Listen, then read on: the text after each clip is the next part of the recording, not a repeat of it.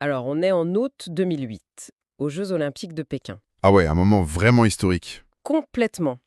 L'effervescence autour du bassin aquatique, c'est juste indescriptible. C'est clair. La pression qui pèse sur les épaules de Michael Phelps à ce moment-là est proprement phénoménale.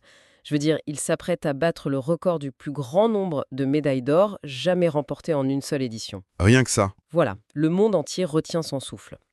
Et pourtant, si on l'observe bien dans la chambre d'appel, quelques minutes avant de plonger, il a l'air presque de s'ennuyer. C'est vrai que le contraste est frappant. C'est fou, aucune tension visible, aucune mâchoire serrée. Pourquoi? Parce qu'il est en plein pilote automatique. Exactement. Et ça nous amène au cœur de notre exploration aujourd'hui. Jusqu'ici, dans notre parcours sur l'approche essentialiste, on a beaucoup parlé d'élaguer, tu vois, de trier, d'apprendre à dire non. Ouais, de faire le vide en fait. C'est ça. On a vu comment identifier ce qui compte vraiment et comment éliminer tout le superflu. Mais l'image de Phelps, pour le coup, soulève la question centrale qui vient juste après cette grande purge. L'exécution. Voilà.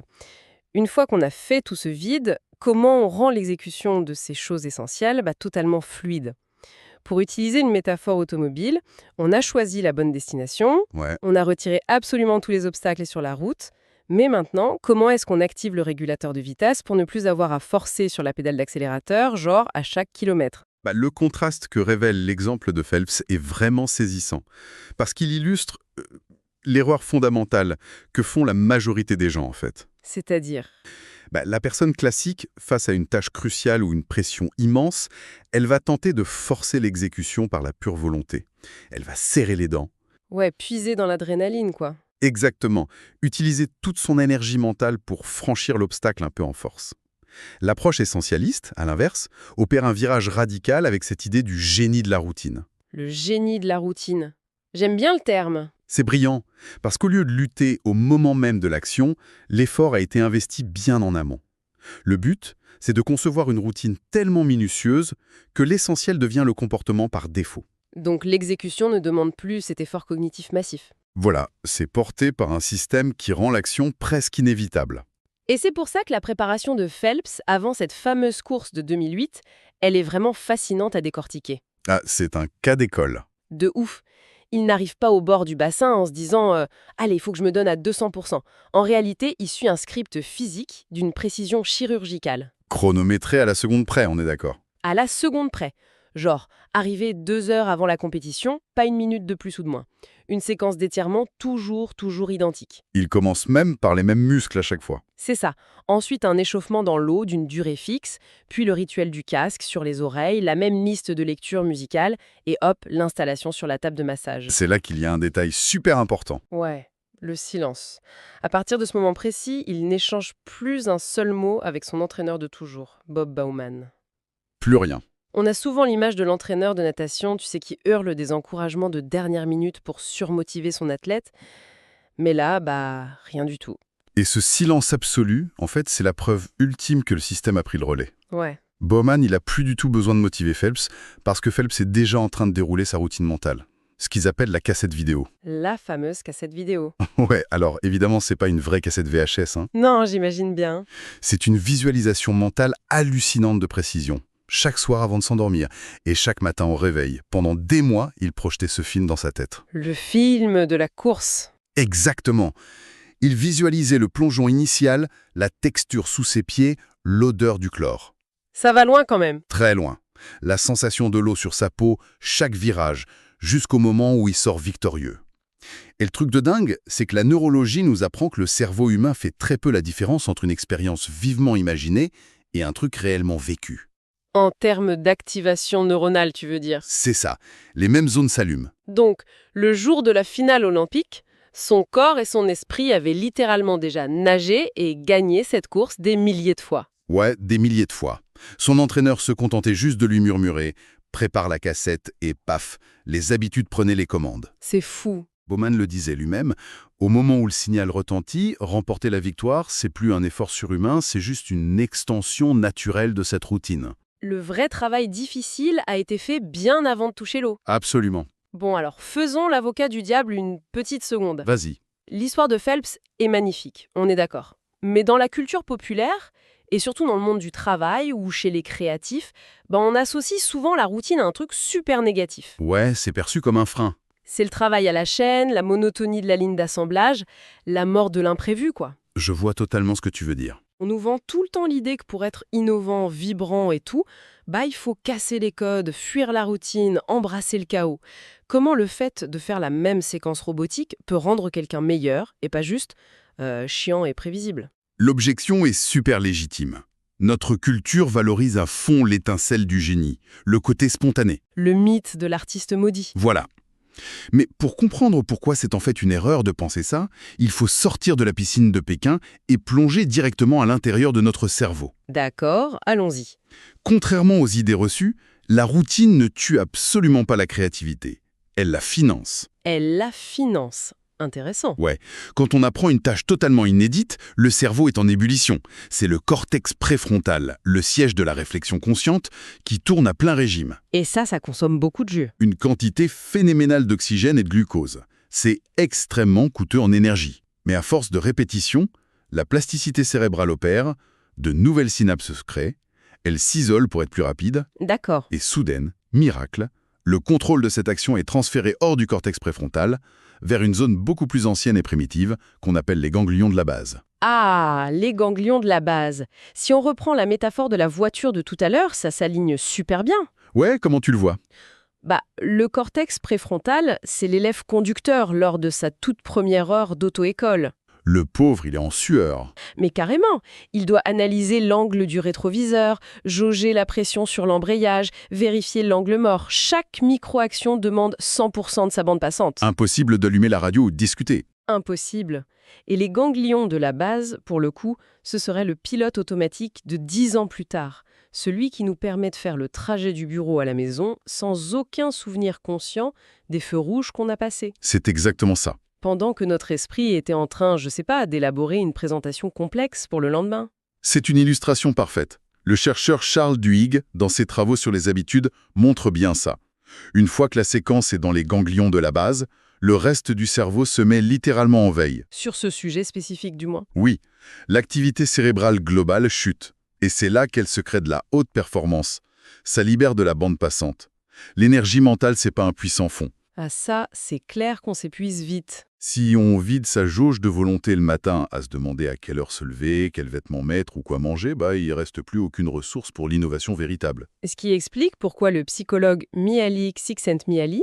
Ah oui, celui qui a théorisé l'état de flow. Exactement, l'état de concentration optimale. C'est pour ça qu'il arrive à des conclusions similaires quand il étudie les esprits les plus créatifs. Qu'est-ce qu'il a remarqué? On s'imagine toujours les grands inventeurs comme des bohémiens dans un chaos total, mais en fait, ces recherches montrent que les personnes hyper créatives s'imposent très souvent des routines d'une sévérité qui frôle le cadre militaire. Genre la garde-robe de Steve Jobs. Totalement. Leurs heures de sommeil, leur organisation, les vêtements, tout est standardisé. Et c'est pas un amour de l'ordre juste pour faire joli.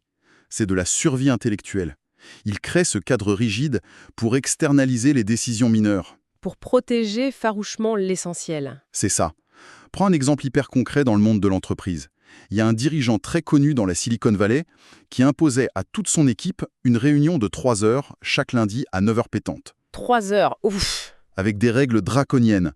Aucune absence tolérée, aucun déplacement professionnel autorisé sur ce créneau. 0 exception. Alors, de prime abord, imposer une réunion obligatoire de 3 heures tous les lundis matins, ça ressemble au cauchemar bureaucratique absolu. C'est vrai que ça paraît lourd. Ça semble même aller carrément à l'encontre de la flexibilité qu'on prône partout aujourd'hui, non? On pourrait croire. Mais l'apparence est trompeuse. Les effets secondaires de cette contrainte étaient en fait spectaculaires.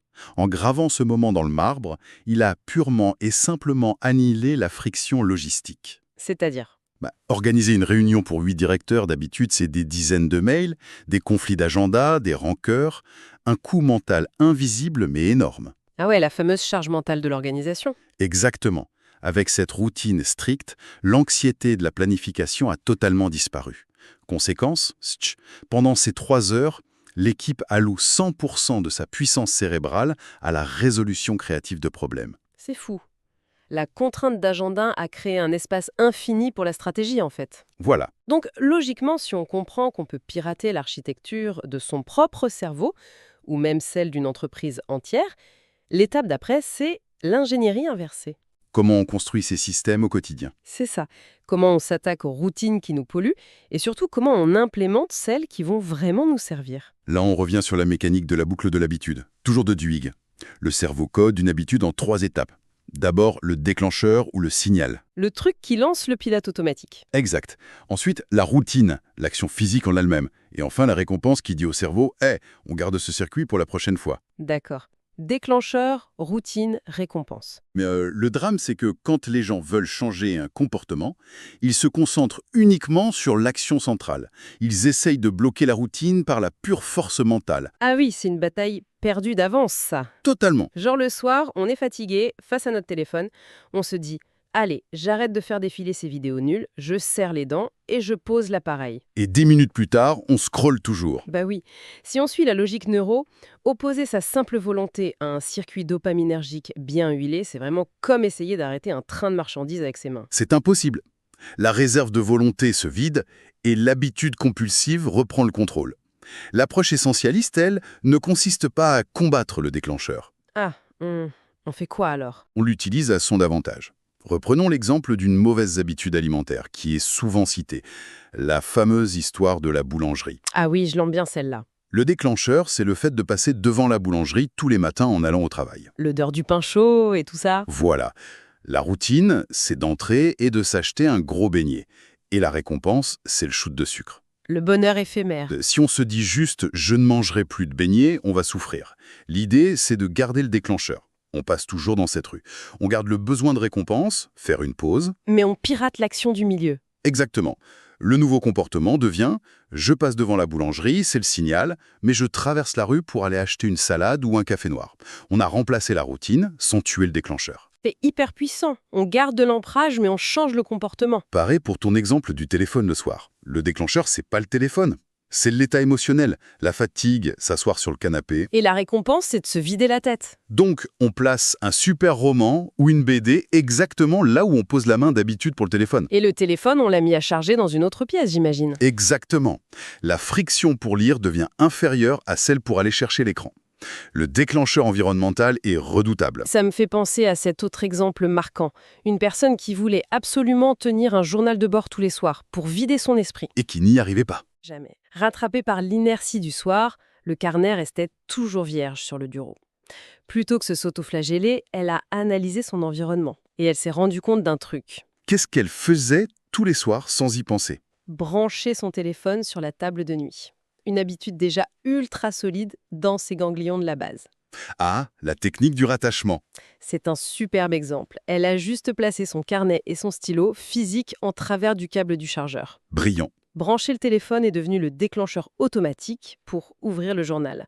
Au bout de quelques semaines, l'action de brancher induisait biologiquement l'envie d'écrire. Parce que le réseau neuronal s'est formé. Voilà. Mais du coup, si on peut manipuler des déclencheurs simples comme ça, la vraie question devient, dans le monde pro, quelles sont les routines à haut rendement qu'il faut absolument viser? Les trucs qui font vraiment la différence. Ouais.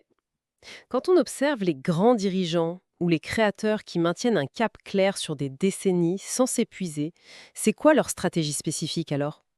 On retrouve très souvent des structures faites pour anéantir la fatigue décisionnelle.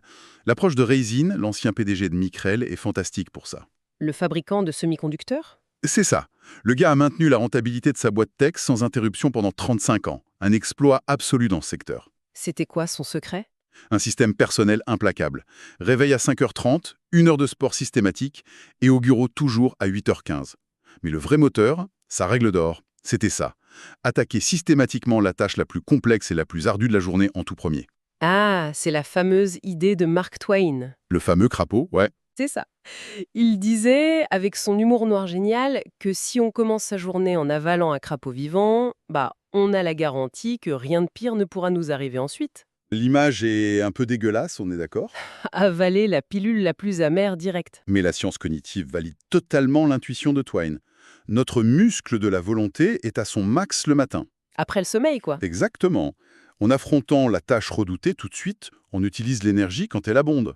Et le bénéfice caché, c'est l'élimination de la charge mentale. Parce que sinon, on y pense toute la journée. Et cette appréhension, c'est comme une application ouverte en arrière-plan sur ton smartphone, ça draine la batterie, silencieusement. Alors que si c'est fait à 9 heures du mat, le reste de la journée devient d'une fluidité dingue. Par comparaison, tout semble facile. Mais attends, il n'y a pas une limite à cette rigidité.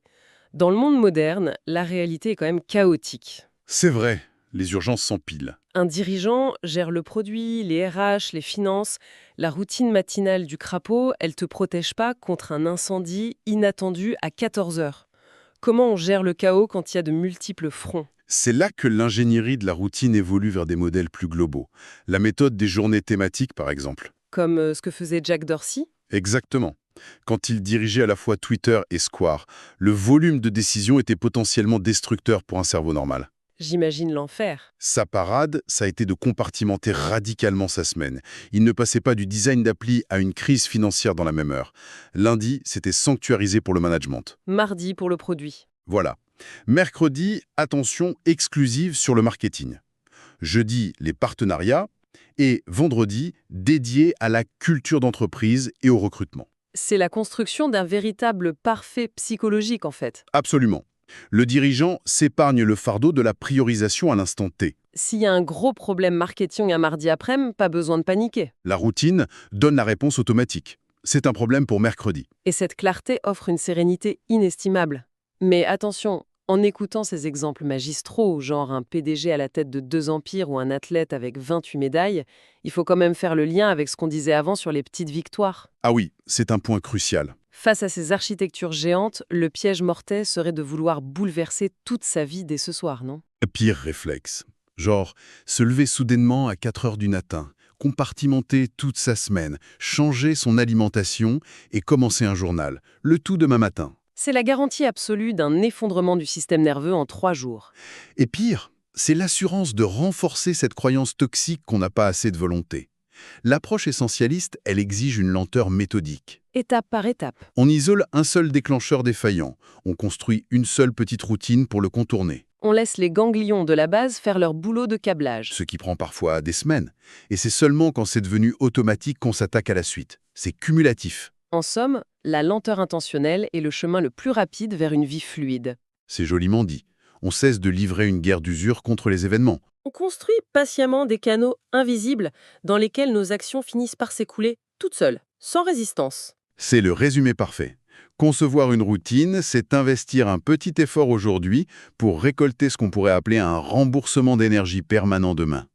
Un remboursement d'énergie, l'image est forte. L'énergie cognitive n'est plus gaspillée. Elle est réinvestie à 100% vers l'innovation et la création de valeur.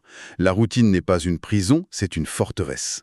Ça résonne puissamment, parce que ça démontre que l'ordre et l'innovation ne sont pas des ennemis, ce sont des alliés. Et ça soulève une réflexion presque vertigineuse pour finir. Laquelle? Si la conception d'une simple routine individuelle permet de libérer à ce point le potentiel créatif d'une personne, à quoi ressemblerait une société entière qui appliquerait ce principe par défaut? Une culture où ralentir pour concevoir de meilleurs systèmes primerait sur la glorification du burn-out. Ce serait dingue. La tentation est grande de vouloir tout révolutionner d'un coup face à une telle perspective. Mais la vraie bonne approche, c'est de prendre un petit instant, là, maintenant, pour identifier une seule et unique décision.